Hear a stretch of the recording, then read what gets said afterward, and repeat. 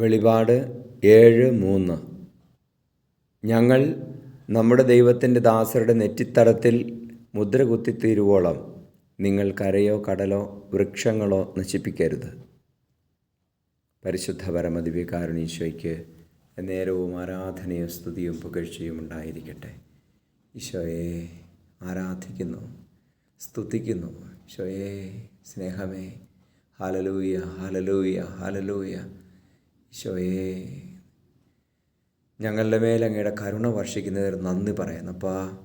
ഞങ്ങളുടെ നെറ്റിത്തടത്തിൽ അങ്ങ് നൽകുന്ന മുദ്രയെ, സംരക്ഷണ മുദ്രയെ ഓർത്ത് ഞങ്ങളങ്ങേ സ്തുതിക്കുന്നു.